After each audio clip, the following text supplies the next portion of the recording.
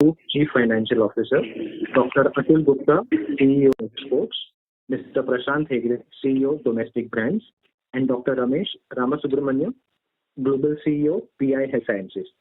We will begin the call with key perspectives from Mr. Singhal. Following that, Mr. Agarwal will share his views on the financial performance. Thereafter, the forum will be open for question and answer session. Before we begin, I would like to underline that certain statements that may be made on today's conference call may be forward-looking in nature, and the disclaimer to this effect has been included in the investor presentation shared with you earlier and also available on stock exchange websites. I would now like to request Mr. Singhal to share his perspectives. Thank you, and over to you, sir. Yes, thanks, and good afternoon. Thank you, everyone, and good afternoon to all present. I aim to discuss the operating environment and provide you an update on our strategic initiatives to enhance our global position as a leader in technology, research, and manufacturing in the life science arena.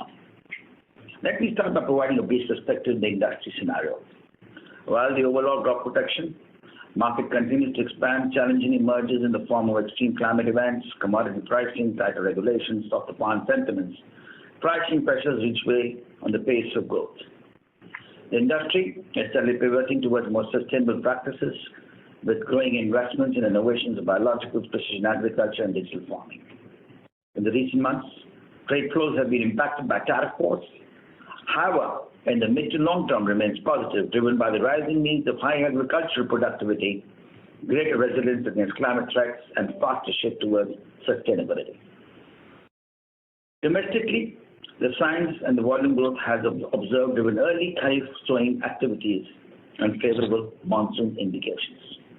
The adoption of biologicals gained further momentum, aligning with the broader sustainable trends. Nevertheless, price realization remain under pressure due to global oversupplies, increasing generic competition, and declining raw materials costs. The sector growth trajectory will increasingly influenced by innovation in differentiated solutions and shift towards sustainable crop protection and supportive policy measures. Amid the business environment, outsourcing still remains a strategic imperative for multinational companies. In the agrochemical, cost competitiveness, supply chain diversification, and need for stronger regulatory compliance are driving innovators to outsource manufacturing to India. While in the pharmaceutical industry, outsourcing aligns with high-value complex segments driven by end-to-end need for regulatory and scalability. Both sectors are shifting towards deeper long-term partnerships with companies prioritizing resilience, operating efficiency with the focus of technology and innovation. We are targeting growth opportunities in the CSM and expanding the addressable market of 15 to 20 billion in innovative products in ag. In parallel, we are actively positioning ourselves to capture across the value chain of the multi-billion-dollar market of pharmaceuticals in the CRDMO and electronic and biologicals. This is well in line with the transformation from ag science company to a life science company. Once again, the PI team yet again has delivered a commendable performance in Q4 and for the year as a whole, given the environment. Our standalone performance for the year featured 6% growth and revenue, 17% growth in EBIT. Broadly in line with our guidelines, the consolidated financials were marginally lower due to development spends in the newer business arenas. During 25, our AgChem exports have continued to show improvement with 5% growth. Which is in line with our plans, the growth are mainly driven by our new products commercialization of the last year, with a 31% growth which we've been able to achieve year on year in this area. Over the past years alone, we have commercialized 15 molecules. Our pipeline remains robust, with approximately 50% inquiries are also now being focused on non-AgChem molecules. Moving towards the domestic operation in Q4. Our strong domestic brands have shown a growth of 21% year-on-year growth. Our steadfast focus on product mix of innovative crop solutions to approach yields and the desired results to the farmer. Our biological range again continues to show strength on strength with a strong 20% growth from over the prior years, which is already on a very high growth rate over the last 3 years. Domestically, we have introduced 7 new brands in this year. Further, we have a pipeline of 20-odd products at various stages of development to be introduced over the years. So while our core business mix assures a sustained traction for the coming year, the development of new verticals contribute to the future performance as we are transforming from a pure AgChem leader to a life science powerhouse and aiming to become a global technology platform leader in biological space while becoming a differentiated player in the CRDMO pharma play. While we continue to build a full integrated CRDMO platform, providing world-class solutions backed with strong knowledge and high-quality assets across from research, commercial to manufacturing, with excellent leadership now in place, we are on an accelerated path to look for growth. During this year, we have upgraded and added our asset bases across geographies in alignment to our strategy to meet our customer needs. Moving on to our biologicals, this category is offering and has experienced as the fastest growth rate in the recent times, outbeating the industry. Acquisition of Plant Healthcare, which has a specialization in peptides, marked a significant step towards our intent of becoming a platform technology-based product solutions and biologicals to serve the global markets. This is very much in line with our purpose of building a healthier planet. We're also marking good progress on our proprietary offerings. We, as PI, with our first new entry from India to the world, which is currently in the midst of phase 3 trials, we are evaluating with partnerships across the world and developing regulatory data. Additionally, our R&D programs are giving us some positive progressing leads to build a pipeline with exciting outcomes. The initiatives are perfectly aligned with our strengthening our position as a technology leader and a manufacturing powerhouse to bring opportunities for partnership models across the globe. We have remained the leader of the chemical industry in ESG. Having achieved acclaims, we are proud to have retained our listing in the prestigious S&P Global Sustainability Yearbook for the second time in 2025, which speaks volume of our ESG journey. While the global industry navigates trajectory headwinds and general business dynamics remain uncertain, we maintain our growth outlook, expecting the broader sentiments to improve in the second half of the year. We are confident in the long-term prospects of growth outlooks. Our investments in new capabilities, capacities across the business lines at a global level remain on track, setting the stage to deliver a vision. With this, thank you to all of you for joining the call. I would now like to hand over to Sanjay, our CFO, to take this, and over to you, Sanjay. Thank you. Thank you, Mr. Singhal. Good afternoon, everyone. On the call today, I will summarize the company's financial highlights for the quarter ended 31st March 2025. Please note all the numbers which we're talking here are on year-on-year basis. Comparisons are on year-on-year basis and refer to the consolidated performance. So to share the performance highlights during Q4 FY25, we reported a revenue of 17,871 million, a growth of 3% over the same period last year, which implies a 3-year CAGR of 9%. While there's a decline in the AgChem exports, the volume is up by 7%, and new product growth is 23% year-on-year due to scale-up of products commercialized over the last 3 years. On our domestic branded revenue business grew by 21% year-on-year, supported by a strong Rabi season, marked by increased acreages in wheat, rice, and pulses. Pharma business also had a strong sequential revenue growth of 33% to rupees 850 million in Q4 of FY25. In spite of all the development expenses we had in pharma and our PHC business, a consolidated EBITDA grew by 3% and remained at a healthy 25.6% due to good product mix and tight overhead management. Let me also cover the performance for the full year FY25. Revenue was 79,778 million, a growth of 4% over the same period last year, which implies a 3-year CAGR of 15%. New launches and biologicals remain a key feature for us in FY25. AgChem export revenue grew by 5%, Our new product growth is 31% year-on-year, and domestic branded revenue business grew by 6% and a volume of 9% up. So our momentum for launches of new innovative products has continued with 7 new products launched during this year with a crop solution approach, and similarly a biologicals business on a yearly basis grew by 20%. On consolidated basis, the EBITDA grew by 8% for the full year to 27.4%. On a standalone basis, if we look at it, our EBITDA grew much higher at 17% and PAT grew by 8%. On a consolidated basis, the profit is marginally down by 1% at rupees 16,602 million, impacted slightly due to a higher ETR at 22.5% versus 11.2% in the last year. We expect ETR to be in the range of 20 to 23% for the next 2 to 3 years. The trade working capital, the number of days, it has increased to 73 days, while the better inventory management has led to reduction in inventory days from 62 days to 45. Our balance sheet further strengthened during the year. Our net worth increased to rupees 1,01,570 million, and with a very healthy net cash balance of rupees 40,926 million. In summary, our healthy financial performance leading to stable cash flows provide us the flexibility to continue with our growth plans.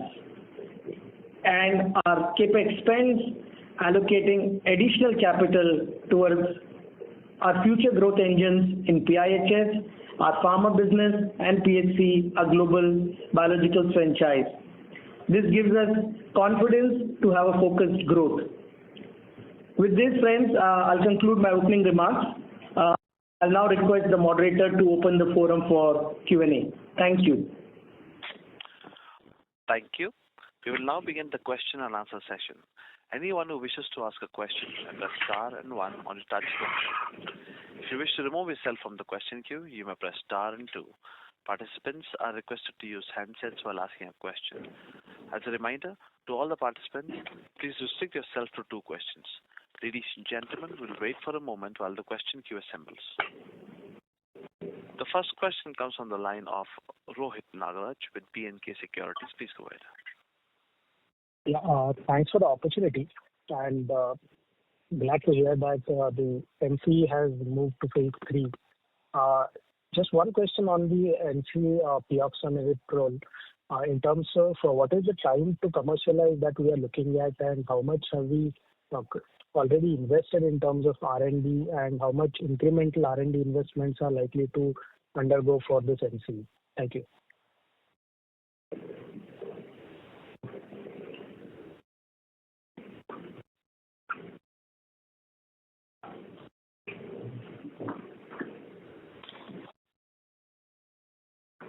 Maybe I'll take that. Yes. Yeah. Okay.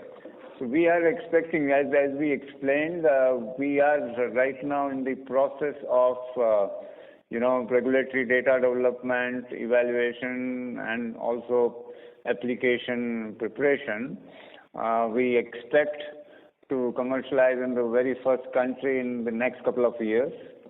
As regards the second part of your question about the investment, etc., this is not in front of us, and also it is very confidential data. So I hope this helps you, or this information helps you in your question. Sure, sir. Thanks. So second question, in terms of what is the composition of the new high growth molecules in AgChem CSM by the end of FY25? And similarly, the composition of biologicals in our domestic branded business at the end of FY25. Thank you. Yeah, maybe I can help you on that. Biologicals business would be around 18 to 20% of our total agri business, AgChem brands business in India. And similarly, the new products are broadly 15 to 18% of. Ladies and gentlemen, the management line has been disconnected. Please be on hold while we quickly get them reconnected.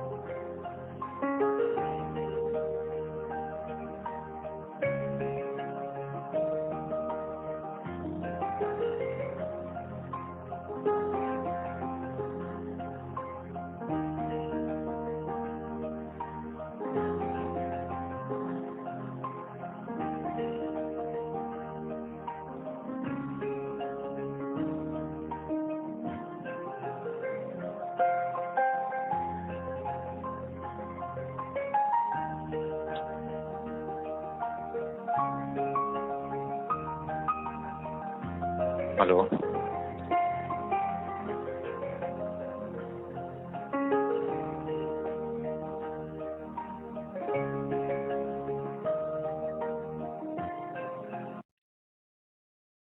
Ladies and gentlemen, the management line has been reconnected. Please go ahead. Nishit, should I repeat the answer to the earlier question, or did we move on to the next one? So if you could repeat, I think the line got lost in between. Thank you. Okay, so I'll just repeat. When we're talking about new product launches and their contribution to our AgChem export business is around 15 to 18%. And similarly, the biologicals business for our AgChem brands business accounts for around 18 to 20%. The biologicals business is the last question what you asked. Right, sir. Thanks a lot and all the best. Thank you.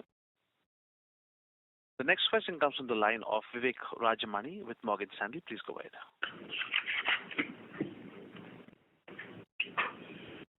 Hi, sir. Thank you so much for the presentation. Just continuing with the question on the new products in your portfolio. For fiscal 25, they've grown at about 30% plus. How should we be thinking about the growth of these new molecules in fiscal 26 or even fiscal 27? And as a related question, these new molecules grew about 40% plus in 2Q and 3Q and about 20% plus in the remaining 2 quarters. So any thoughts with respect to if there is a seasonality element here would also be super helpful. Thank you.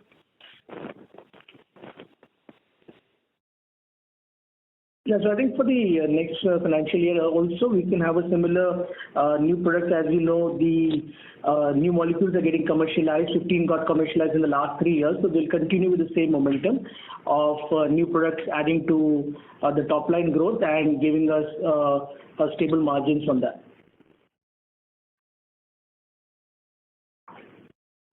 Sure, sir, that's helpful. And anything with respect to seasonality? Or it would just be equally spaced across the... Well, let me be very straight. Seasonality, as you have seen over the years, quarter to quarter variation always happens. It depends on demand, supply, market situation, positioning. So yes, that will continue to happen. That is genetic DNA of this business.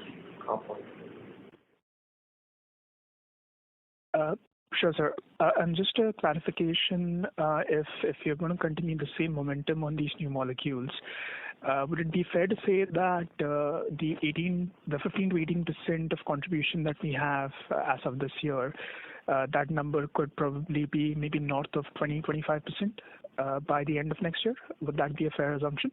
Well, I would not put it as clear-cut mathematical computation, but yes, because there's a variation volume price, multiple things come together. But objective is to continue to increase this portfolio because some come in, some go out, right? That's the strategic way it works, but that's the dynamic which you work in. Sure, sir. Thank you. I'll rejoin the queue and all the very best. Thank you. Next question comes from the line of Abhijit Akella with Kotak Securities. Please go ahead. Yes, thank you so much and good afternoon. So the gross margins this quarter seem to be really strong, almost at record levels, despite the fact that there has been some price cuts in the CSM business, as we alluded to in the presentation. So just sort of wondering, what's behind the really strong gross margins. And with regard to the EBITDA margin outlook for fiscal 26, what's the range we should work with? Is it, this quarter we reported 26%, but the full year was 27%. So what's the right number to work with for next year? So if you were to look at it, again, strategically, as I said, quarter to quarter would not be the right way to look at numbers, but yes, the margins are based on clearly product mix, good aggressive growth in the domestic business, followed with how we look forward, as you indicated earlier, we continue to keep those guidelines, which is 25% of our EBITDA margins continue to go up. Yeah. Speaker, this is the operator. Can you come a little closer to the mic while you answer? Thank you. Yeah. So as you indicated clearly, product mix with the strong growth seen in the domestic business and continuing to look at the margin going forward, as indicated, we continue to maintain our guidelines on the same. Okay, thank you. And the other thing was just on a couple of data points, if I may, for Mr. Agarwal. One was, what was the pharma EBITDA loss for fiscal 25? We've given the PBT loss, but would it be possible to just share the number at the EBITDA level? And the presentation states that there's this aspirational target of increasing the biologics revenues 5 times in 5 years.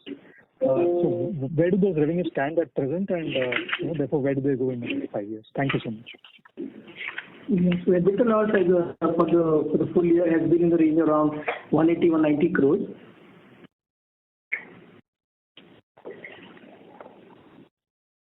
Hello? Yeah. Okay. Thank you for that. Yeah. And the biologics revenue, what is it exactly right now in absolute rupees? Sorry? The biologics revenues, what is the amount right now at present? No, we spoke about it, that the biological business contributes around 18-20% of our India agri brands business. Yeah, but the presentation says we want to increase it 5 times in the next 5 years. Yeah, so I think it is clearly we are looking at, you asked 2 questions, I think, the biologicals. One is what is that we are looking at, it's always stated as 5x, clearly. Today we are at something around in 35 to 40 million. We are at 35. No, you're looking at, I was just converting at 280 crores right now, which will probably move up to 5x. So we look at 1,000 crore target in the next 5 years. Yeah, 1,200 crores. Understood. Thank you so much. That's helpful. Thank you. All the best. Thank you. Next question comes from the line of Ankur Periwal with Axis Capital. Please go ahead. Yeah, hi sir. Thanks for the opportunity. First question, on the margin outlook for us. Now, as I understand, pharma losses are expected to go down, as we look to ramp up this business over the coming, FY27, FY26 or, 2 to 3 years. At the same time, the AgChem business is going to see more launch of new products, which presumably will be a better margin. And still we are maintaining our, overall guidance at the same level as FY25. Is it that there is some bit of pricing pass-through or maybe some pressure that we are seeing in the older products, or, if you can help your thoughts over there? Well, I think, I think you should look at the businesses not by pass-through. ABCDs don't learn like a clear-cut cookie cut, but to be very honest, there are investments and overheads which are being built up. So ratios are different, but on an overall blended basis, we've indicated where we are looking in terms of margins, and that's what the company will continue to maintain and grow with. Okay, fair enough. Second bit and at the same time, I think just to appreciate that the company is investing hugely to build a global footprint in biologicals and in pharma and cost of running global organizations from a different cost structure. So taking all those blends and building up to create the nice next place, to be in the life science place, needs investments both in human capital and other areas. Sure, sir. Secondly, on the pharma business, while we are, targeting a much sharper sort of, revenue growth going ahead, will we need an incremental FDA approved or maybe a bigger production facility for this business to ramp up? Or that is still some time away and probably, nominal capex will do here? So, but clearly, I think there's a step-by-step approach. We have present assets which have been upgraded with investments. Clearly, as we see things turn around the corner, and you very well would understand this it's an asset-led business. And as we see things turn the shape to our grades, we'll definitely be looking to scale up as we have ambitions to put a huge number and scale to grow to this business.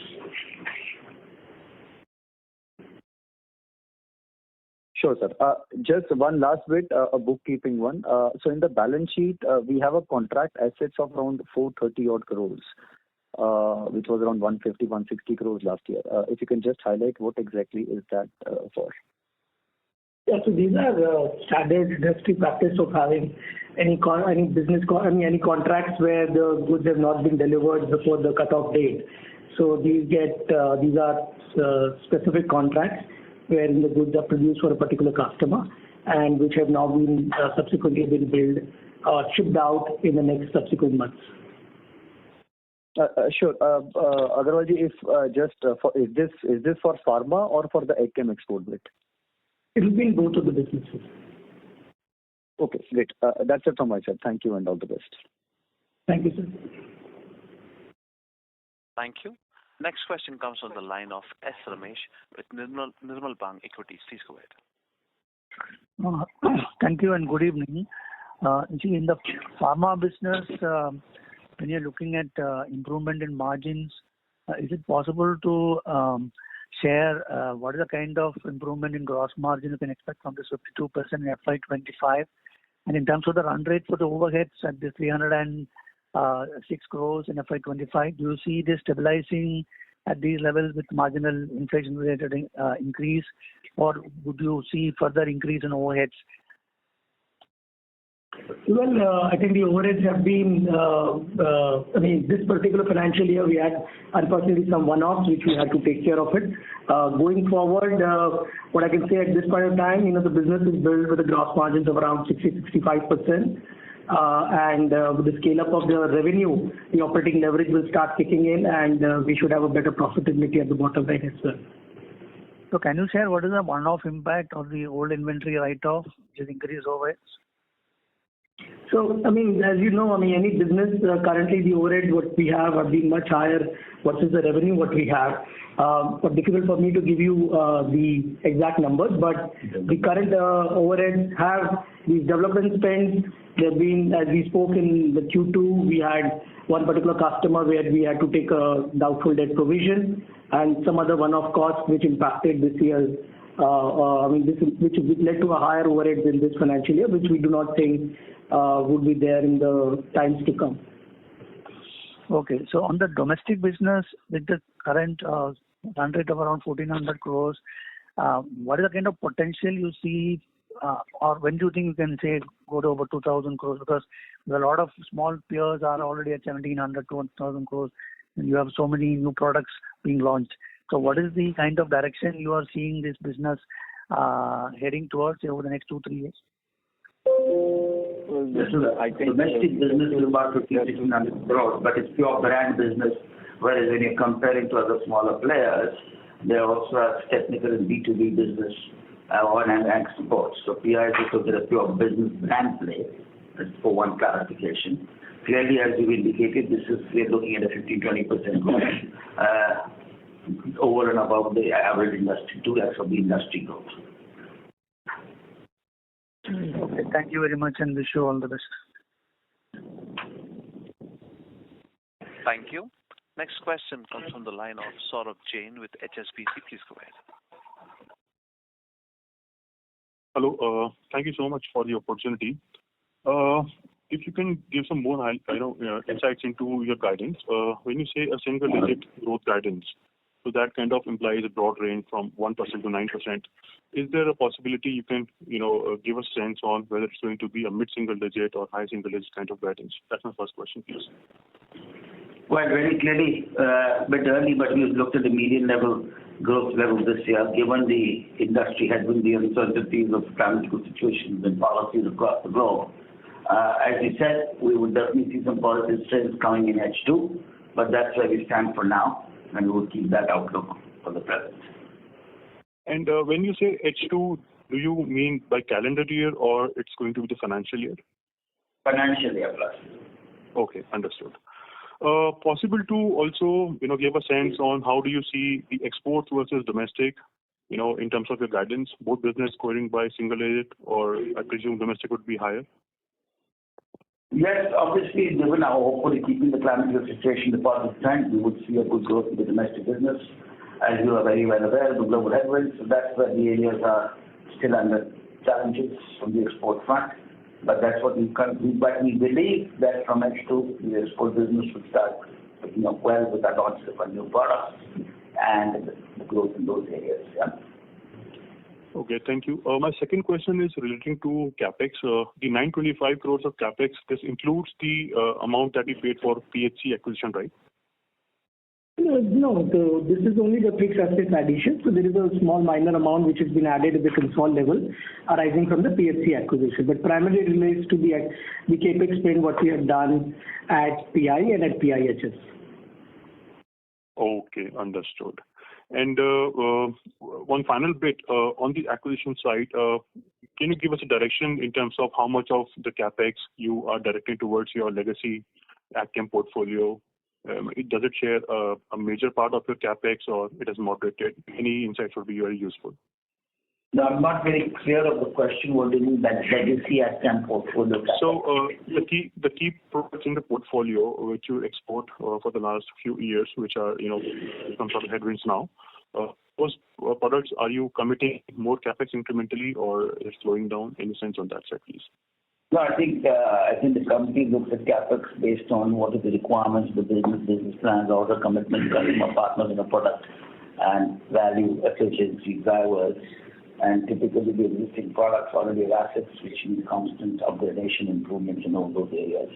So that's a mixed bag, and that's typically how they look. But when we build assets, we're more strategically investing majority of that for building for our new offerings and our new product solutions. Okay, sure. Thank you so much and all the best. Thank you. Next question comes from the line of Madhav with Fidelity. Please go ahead. Hi, good afternoon. Thank you so much for your time. I had one question. I think we have one NCE which you said has reached phase 3 trials. Just wanted to understand that, if we will be launching our own branded product in the market, does that create like a longer term conflict of interest with our existing model, which has been a more contract manufacturing CSM model and we partner with innovators? I'm not certain about how to look at it as a conflict of interest because PI in any case is also doing branded sales, it's also doing contract manufacturing, it's also doing innovation. The unique point of our capability at the global level is partnerships across the value chain. Actually, this gives some of the business partners are strengthening our relationships from being an innovator to a market goer as a co-creator to develop this business. So I don't really see that as a challenge. Okay. The reason I ask is because our branded business is more focused in India, whereas our exports used to be more contract manufacturing driven. So that's why the question. Got it. Understood. The same way the products will work, so they will work on the same ground. Partner globally, locally partner and sell with ourselves. So that's how the same business service and same capabilities. Great. Thank you. Thank you. Next question comes from the line of Krishan Parwani with JM Financial. Please go ahead. Yeah, hi sir. Thank you for the opportunity. A couple from my side. With strong 65% growth in the pharma business, do you expect pharma business to turn a bit up positive in F26, or if not in F26, then when? Sorry, the question is not clear. Yeah, so I was asking, since you expect 75% revenue growth in the pharma business, when do you expect the pharma business to turn EBITDA positive? Yeah, so this one will take time. So it's not easy to give you a number that will be, definitely it will take time over the next few years. Because once we are scaling up, we will also be doing furthermore, people expenses and all will also go up. So EBITDA break-even, yes, that will be on the horizon, but it will definitely take some more. Yeah, but not in FY26. Very clearly over the next 26, 27, 28, we should see the positive trends of this business very clearly. Okay, got it. And on the pioxaniliprole, the new NCE, just wanted to understand which major crop would this insecticide be used on, and which is the first country you intend to commercialize in? Well, this is a diamond chemistry, so we will be looking at it as a multi-crop application. And obviously, the plan would be to see if we can get India first in the fold, but while we're working with 2 or 3 countries with partners for application. So it depends on how the regulatory framework works.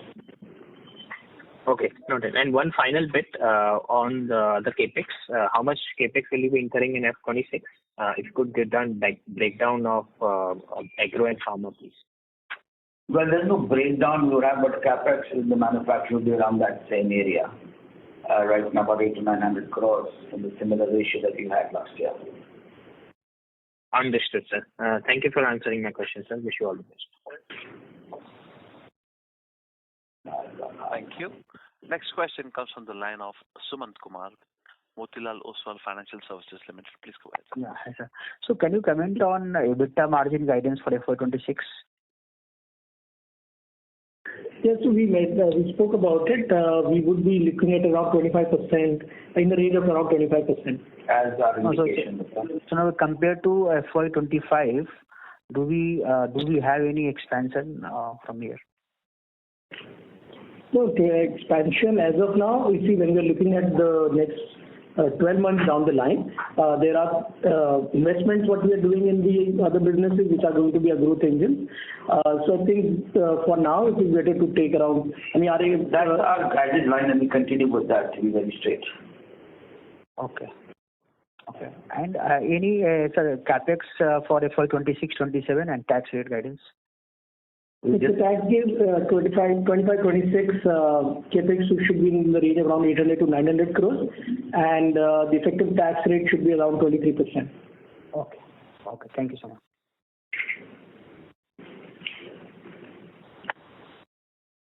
Thank you. Next question comes from the line of Riju with Antique Stock Broking. Please go ahead. Yeah, hi, sir. Thanks for the opportunity. So my question regarding in terms of the guidance that you have provided. So the growth that you are expecting, so it is mainly driven by the volume or kind of a price increase you are expecting? So if you see the performance of last year, 9% volume growth, 6% on value growth. Hoping the prices are looking to be stabilized, we should be looking. Volume will definitely grow, and that will get volume, and that balance should remain depending on how the market reacts. This is not a straight line walk, but as you know, if sometimes prices go down, volumes pick up, prices go up, volumes go down, but that's usually the range and balance if you look at all companies and segment flavors. Yeah. Okay. Understood that. And in terms of your, the growth in the Q4 and as you reported in the presentation, so what I believe is that there was a strong growth in volumes and which was partially offset by the realization growth. So like how are the end product prices currently, and how do you see going forward those prices? Sorry, which segment? In terms of AgChem exports. Well, the segments, I think, as you would appreciate, that the AgChem, we have continued to grow our new product pipelines at 30-odd%. And if we look at the products in the individual areas, which areas, which segments those are with the customers. So broadly, that's a strategic move. We are continuous to grow the existing product portfolio in the same ratio, while the other products continue at a steady state growth rate. Yeah. That I understood, but what I wanted to understand is that during the quarter Q4FY25, our agri exports volume growth was roughly 7%. Correct me if I'm wrong. So vis-a-vis, one can expect that there was a sharp decline in the prices. So how do you see these prices going forward? Let me take this. So yes, I mean there is obviously some price softening, and that is on the basis of input cost, which is also softening. So over last 1.5 years post COVID, input prices have come down. Okay, and given our business model of CSM exports, where these input cost improvements are also passed on or passed through, and therefore the pricing of some of these products, existing products, have also come down, which is also reflecting in the growth numbers that you were explaining. Understood. Thanks for the clarification. And one last thing, kind of a bookkeeping. So if you could tell the order book size that we have currently as on Q4FY25. Yes, 1.3 billion plus, but we don't have exact number in front. Understood. Thanks for the clarification. Thank you. A reminder to all, Next question comes on the line of Keyur Pandya with ICICI Prudential Life Insurance Company Limited. Please go ahead. Thank you for the opportunity. Question on the CapEx. So FY25, we have spent around 800 crore on the organic CapEx, and guidance also remains similar number for FY26. I mean, on the current gross block, that suggests that over 2 years, the average expansion in the gross block would be upwards of 15-17%, whereas our revenue growth is relatively lower. So anything has changed in terms of asset turn, or eventually the asset turn has to catch up by higher revenues? So if you can just throw some light on this and the breakup of the CapEx on domestic, exports and pharma, or any color on CapEx. Thank you. As you would understand that we are building a new vertical called pharma. Obviously, the capex terms will be lower till we get to a certain scale and size. On the other hand, capital, if you look, these are practical in nature. In the past, they've always as capacity demand, and therefore we're building capacities based on certain demands and understandings from our customers of products which are in the pipeline. So we do believe that overall, on an average basis of 3 years, we should be able to completely manage our asset turns and better that. So just one follow-up. So sustainably, what kind of asset turn at a company level or segment-wise we should think of, and breakup of capex in these 3 key subcategories? Thank you, and all the best. The asset turn continue to be at the similar range. I think today we have one of the benchmark asset turns in the industry, and we will continue to try and continue to manage the sector. Yeah, so anything between 2.2 to 2.5 is what we will consider a sustainable number of capex turn. And the breakup of capex? Maybe Sanjay, you can take the major capex of this is for our CSM exports, and some bit of it will also in coming year will be for pharma, of course. But Sanjay, maybe you can share the breakup if you have. Yeah, so broadly in the 800, 900, when you look at it, around 100 out could be in the PI, the pharma business, and the balance will be in our the manufacturing business, in the AgChem business. Okay, thank you.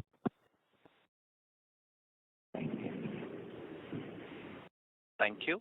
Next question comes from the line of Himanshu Binani with Anand Rathi. Please go ahead. Sir, thank you for taking my question. So, sir, again on the guidance side, basically, so we have been guiding for a 75% plus sort of growth in the pharma business, and on a console level, we have been guiding for a single-digit sort of growth. So, just wanted to have a sense in terms of how one should actually look into the CSM exports business growth. So how one should actually work with the CSM exports business growth for FY26? So when you look at pharma, I mean, it's only 5% of our total business. So that will not move the needle for the whole organization.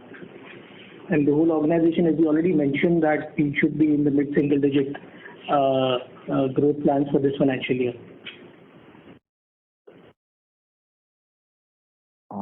Got it, sir. Got it. And sir, any sense on the gross margin guidance? Yes, which is actually we always give because it will always be a function of product mix. Yes, Mr. you're saying something? Yeah, so I was saying that which will remain around 50 to 52%, depending on the final product mix that we are able to achieve. Got it, sir. Thank you. And for CSM, we have to also keep in mind that in last 3 to 4 years, we have been growing at 20 to 25%. So obviously the base is pretty high. And as we have guided that for next couple of quarters, while the industry, global industry is navigating through this headwind, but we certainly believe that from the second half of FY26, we should be able to again catching up, the growth momentum, and that's how it will function. Got it, sir. Thank you. That is it.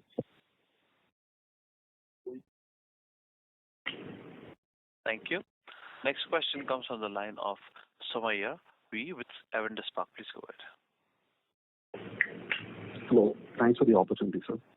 So first question is on margins. So in the domestic side, biological seems to be the next growth engine. And then also on the CSM side, your new products is like roughly around the 30%, as you mentioned. If you could just give some color on margins in both these businesses directionally compared to biologicals versus existing branded in domestic and a new product versus the rest of the other portfolio with CSM, that should be helpful. So we don't do individual level, but I think broadly, as you would know, biological is a better margin. And the ratio improves, that gives a better grade. And for new products, again, it's a bag of mixed bag. So that's how it works. Okay. Got it, sir. Sir, also, when we are giving this FY26 guidance, so we have given it for, broadly pharma, and then we have broken it down. So what is the thought process for the 70% of the CSM business, which is the not the new products one? What is the volume versus pricing thought there? I mean, would it be a volume that will kind of overtake pricing, and then that's how we are looking at it? What broad thoughts there? Well, that's not the right way. As I said, it's a balance between volume and price, but obviously that's going to remain in line with the industry as we have those are mature products and some are new products, so they will work with the market dynamics. And that's typically, as I said, in this industry, that's the dynamics of this industry. That volume or price continue to play a differentiated role. Yeah. Okay. And just to add to this, so obviously again there is a portfolio of products. There are legacy products. There are new products, as we are saying. Significant percentage of new products are getting added, and they are contributing in the growth. So in fact, pricing also works like that. That in terms of old products where the input cost is improving, obviously those improvements are passed through, and the price reduction happens, and all that. But as far as the new products, innovative products that are being launched, where the input costs are kind of sort of stable, there the pricing trend is different. So on a blended basis, it is not so simple to tell you that pricing will be 5%, 10% down, and volume will be 15% up or something. So it's a blended situation here. Okay. Sir, also, the Agchem CapEx that you are referring to, any multi-purpose plants that are expected to come this year, next year, or is it more of existing facilities we are putting in CapEx? So how does it work? So as we have said in the past, we are doing a CapEx. We have 2 multi-purpose plants which are under construction. We expect to commission one this year, maybe the beginning of next year. Helpful, sir. Thank you. Thank you. Speakers, can you please come a little more closer to the mic and speak? I'm promoting the next. That is Sivanshu Dubey with Proof Investment. Please go ahead. Hello. Yes. Yes. Congratulations for a great result, sir. But actually, I wanted to understand the working capital cycle. Would we expect it to remain in the same number of days? Yeah. Go ahead, Sanjay. So we've seen a slight reduction in our net working capital in this particular financial year, but inventory days have come down. So for the year, you may consider the range what we have. So we are at around 73 odd days. The same thing could be take around 65 to 70 days. Yeah. Sure. And can you also tell us about the new products development that is happening in the Agchem export with pyroxasulfone going off patent in, I think, mid of 2026 in USA?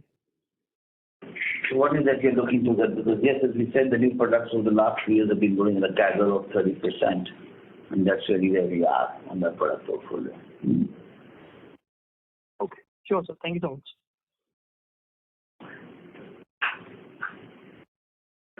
Thank you. Next Next question comes from the line of S. Ramesh with Nirmal Bang Equities. Please go ahead. Hello, thank you for the follow-up. So when you talk about the target for the bio business, would it all be focused on the domestic market, or does it also include some growth from the plant health investment in the subsidiary? Yeah, so we're looking at biologicals as a play, primarily doing the domestic side now, but over the next 5 years, it will become a global play. Okay, and in the pharma business, in your slide 17, you mentioned about improving order book visibility. So is it possible to share the line of sight there in terms of discussions or inquiries? What is the thought process there? So let me put it this way. Yes, we can give it a high level. Obviously, you would understand the confidentiality both from a customer name and products and areas that you're working. So Ramesh, maybe you would like to give some insights that yes, you've been looked at what you're looking at a broad line of development. Ramesh, over to you. Yeah, sure. We continue to build the pipeline. We have, over the course of the last year, added early development pipeline, meaning new projects and high single digits on the new on early development, and high single digits also on late development. That's the pipeline moving forward. We also onboarded 2 new big pharma customers, and the goal in FY26 is to, add another 2 or 3 so that we can have a sound base of big pharma that gives consistent revenue on biotechs that presently can give you better margins. That's sort of the play that we are progressing with. Thank you very much. That's helpful.